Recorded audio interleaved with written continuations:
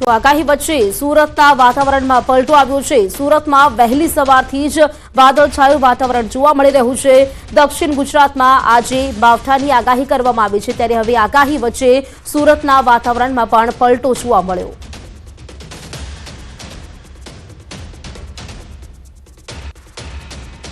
ઉનાળાની ગરમીની શરૂઆત થતાની સાથે ધગધગતા તાપમાં લોકો પરેશાન છે। તે વચ્ચે હવામાન વિભાગમાં દ્વારા આગાહી કરવામાં આવી છે અને હવામાન વિભાગની આગાહી વચ્ચે દક્ષિણ ગુજરાતમાં ભરૂચ હોય, અંકલેશ્વર હોય, સુરત, નવસારી, આહવા, ડાંગ, દમણ અને દાદરા નગર હવેલી સહિતના વિસ્તારોમાં વાતાવરણમાં પલટો આવ્યો છે અને ખાસ કરી વહેલી સવારથી વાદળછાયું વાતાવરણ જોવા મળી રહ્યું છે। ખાસ કરીને હવામાન વિભાગની જે રીતે આગાહી છે કે દક્ષિણ ગુજરાતમાં કમોસમી વરસાદની આગાહી કરવામાં આવી છે, તેને લઈને દક્ષિણ ગુજરાતના ખેડૂતોમાં ચિંતાનું મોજું ફરી વળ્યું છે। કારણ કે એક બાજુ ડાંગરનો પાક તૈયાર થઈ ગયો છે, ત્યારે બીજી બાજુ દક્ષિણ ગુજરાતમાં ચીકુ અને કેરી કે જે બાગાયતી પાકોનું સૌથી મોટું સેન્ટર છે। આ કમોસમી વાતાવરણને લઈ જો વરસાદ થાય છે તો આ પાકોને મોટા પ્રમાણમાં નુકસાનની ભીતિ સેવાઈ રહી છે। ખાસ કરીને ચોક્કસ વાતાવરણમાં પલટા સાથે વાદળછાયા વાતાવરણને લઈને લોકોને ગરમીથી રાહત તો મળી છે, સાથે સાથે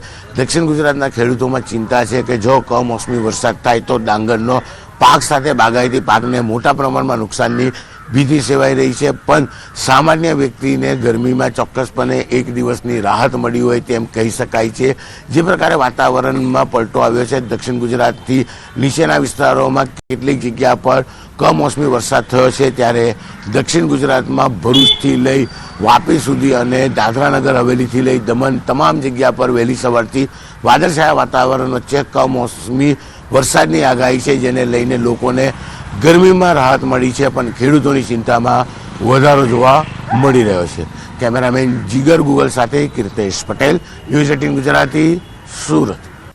તો દક્ષિણ ગુજરાતમાં જે માવઠાની આગાહી કરવામાં આવી છે તેની વચ્ચે સુરતમાં વહેલી સવારથી જ વાતાવરણમાં પલટો જોવા મળ્યો।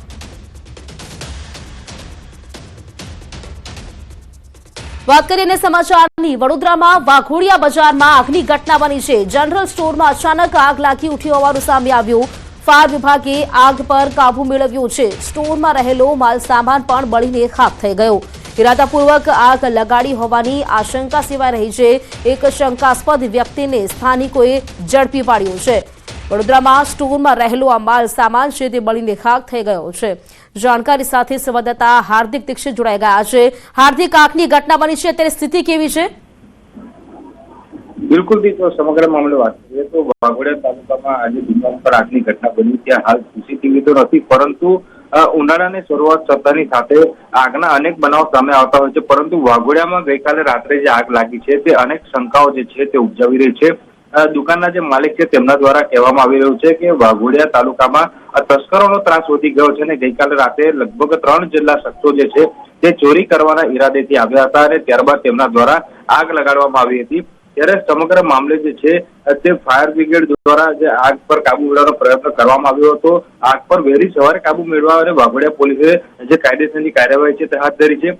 બીજી વાત કરીએ તો ગઈકાલે રાત્રે જ્યારે આગ લાગી ત્યારે અફરાતફરીનો માહોલ સર્જાયો હતો અને જે આસપાસ રહેલા લોકો છે તેમના દ્વારા ફાયર બ્રિગેડની મદદ લેવામાં આવી અને સ્થાનિક લોકો ફાયર બ્રિગેડ બંને સાથે મળીને આગોની આ જે ઘટના બની હતી તેના પર કાબુ મેળવ્યો હતો। એક શંકાસ્પદ ઇસમ જે છે તે લોકોને મળી આવ્યો છે, જેથી લોકો તેને પકડીને પોલીસને સોંપ્યો છે। ત્યારે પોલીસ દ્વારા જે અજાણ્યો ઇસમ છે તેની શોધખોળ જે છે તે પૂછપરછ જે છે તે કરવામાં આવી રહી છે અને અન્ય જે 2 ફરાર ઇસમો છે તેમની પર શોધખોળ જે છે તે કરવામાં આવી રહી છે। બિલકુલ હાર્દિક, આભાર આપની જાણકારી માટે।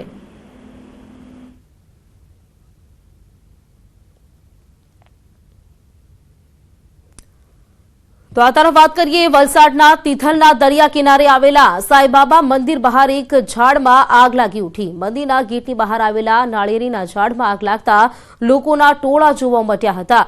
ઝાડની ટોચ પર આગ દેખાતા લોકોએ ફાયર બ્રિગેડને જાણ કરી હતી। બનાવની જાણ થતાં જ વલસાડ ફાયર બ્રિગેડની ટીમ સ્થળ પર પહોંચી હતી અને આગ પર કાબુ મેળવવા માટેના પ્રયાસ કર્યા હતા। જો કે નાળિયેરીના ઊંચા તોતિંગ ઝાડની ટોચ પર આગ લાગી હોવાથી ફાયર વિભાગને પણ ભારે જહેમત ઉઠાવવી પડી હતી। ઝાડ નીચેથી પસાર થતી હાઈ ટેન્શન વીજ વાયરને કારણે આગ લાગી હોવાનું અનુમાન છે।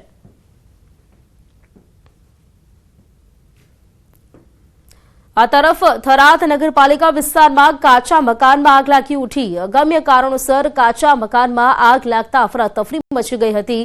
ભલાભાઈ માજીરાણાના ઘરમાં આગ લાગતા ઘર વખરી બળીને ખાખ થઈ ગઈ. થરાદ ફાયર ફાઈટર ઘટના સ્થળે પહોંચી આગ પર કાબુ મેળવ્યો છે. કાચા મકાનમાં લાગેલી આગની ઘટનામાં જાનહાનિ થતા ટળી છે. હિંમતનગરના કાંકડોલ ગામના ઘઉંના ખેતરમાં આગ લાગી ઉઠી. તૈયાર ઘઉંના ખેતરમાં આગ લાગતા અફરાતફરી મચી ગઈ હતી. ખેતરમાં પસાર થતી વીજ લાઇનમાંથી તણખલા ઝરતા આગ લાગી હતી. આજુબાજુ લોકોએ આગ પર કાબુ મેળવવાનો પ્રયાસ કર્યો હતો.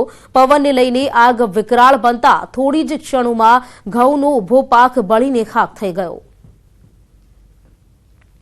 તો હિંમતનગરમાં પણ ઘઉંના ખેતરમાં આગ લાગી હોવાની ઘટના સામે આવી છે. ખેતરમાં આગ લાગતા અફરાતફરીનો માહોલ સર્જાયો હતો. લોકોના ટોળા ઉમટ્યા.